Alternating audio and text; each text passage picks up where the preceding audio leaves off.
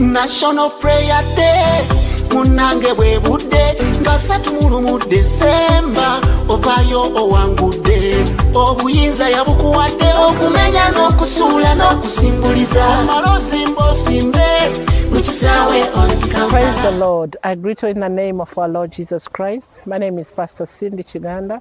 I want to take this opportunity to invite everybody who is hearing me or watching me right now to the National Prayer Day on 31st December. All roads lead to Kampala SS. We're going to start at 8 a.m. to the next morning. Come, let's worship. Come, let's praise. Come, let's pray together. What a way of ending a year and welcoming a new year in the presence of God. Please come, attend. Come with your families, your children, your colleagues. Invite everybody. It's going to be powerful. It's going to be great. The Holy Spirit is going to minister to us as we enter the year 2025.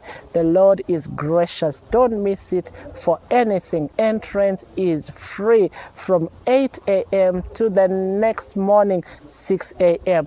I call it 24 hours before the Lord. Come, let's praise. Come, let's receive what is for us. The theme is coming from the book of Jeremiah, chapter 1, verse 10.